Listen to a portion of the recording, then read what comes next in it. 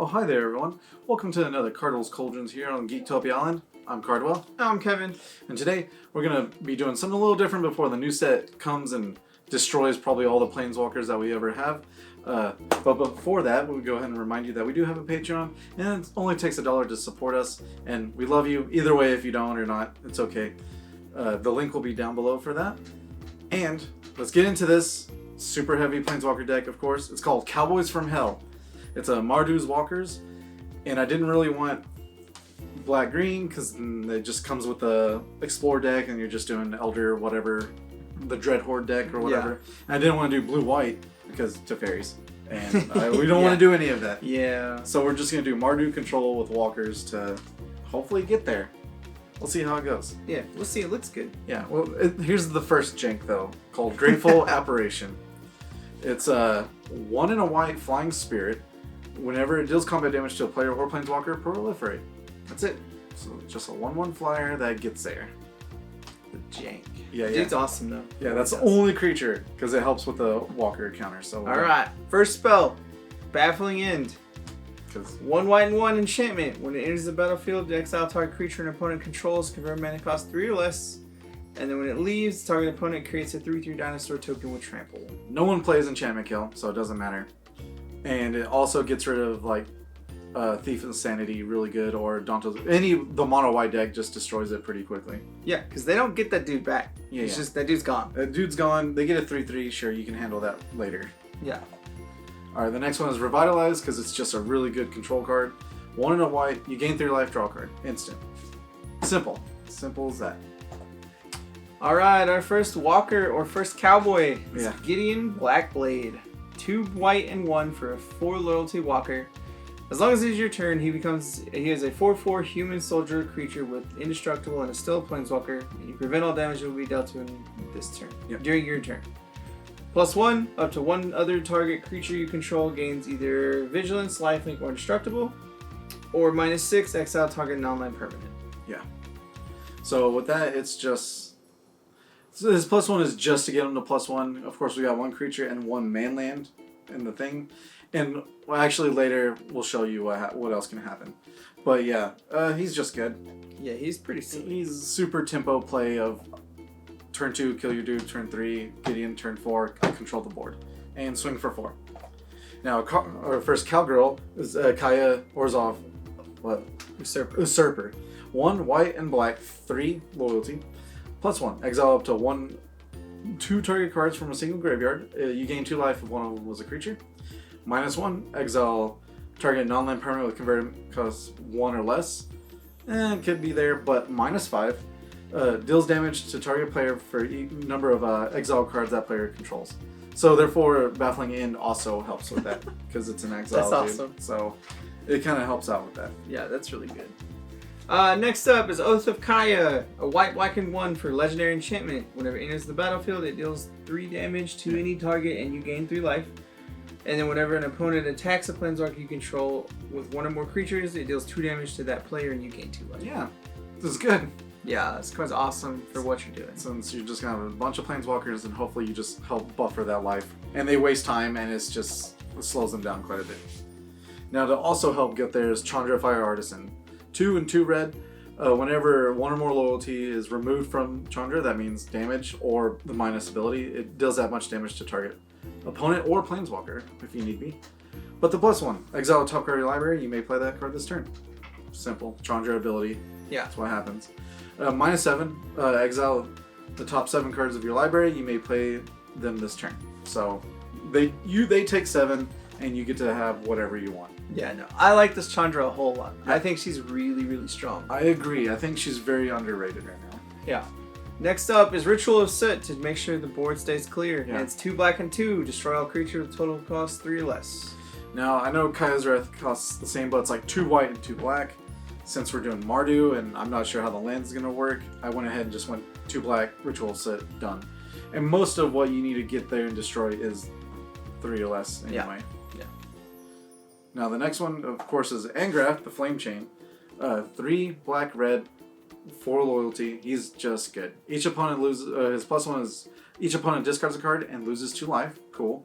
-3, you basically grab a dude, swing with him. If it's 3 or less, you get to sack him into turn. Yeah. So Thief of Sanity, hit, sack it, give me whatever you want. And then -8, each opponent loses life equal to the number of cards in their graveyard.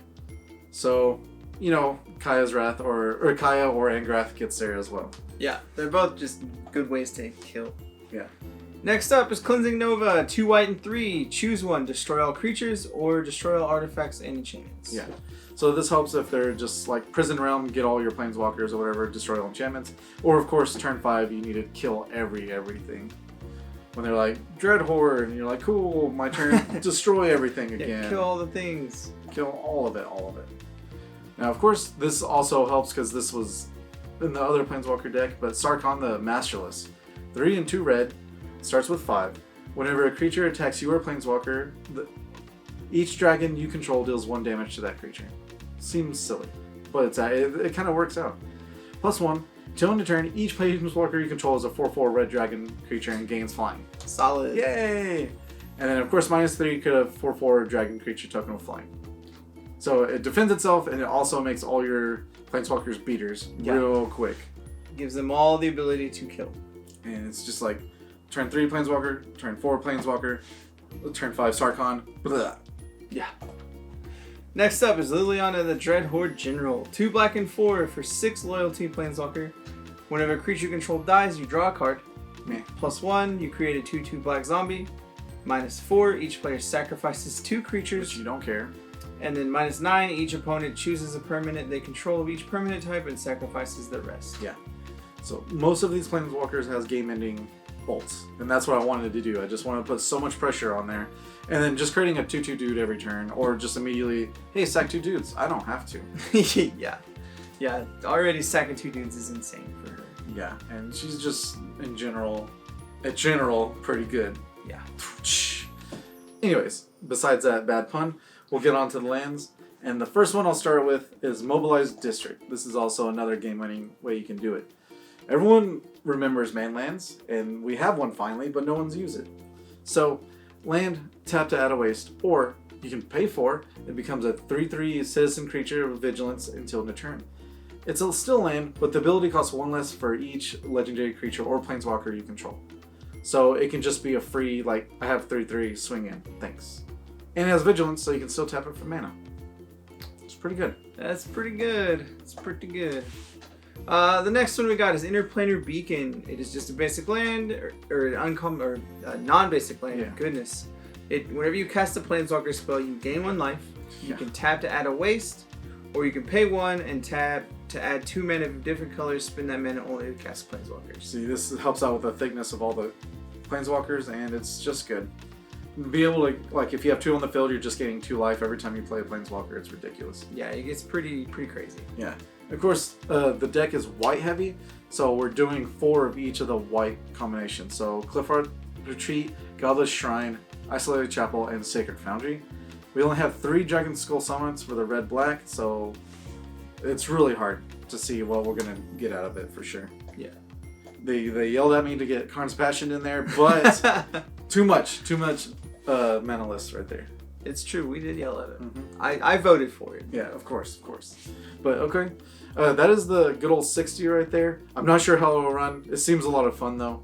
I love Mardu Control. I think that's my favorite type because it's like beating things down and still like getting there with creatures as well. Yeah. We have honorable mentions. We don't have sideboard anymore really because the local meta is always different. And we're just throwing you ideas out there to like throw it in for the top tier meta. Mm-hmm. And the first one, as I'm going to keep doing every time, is Silent Gravestone.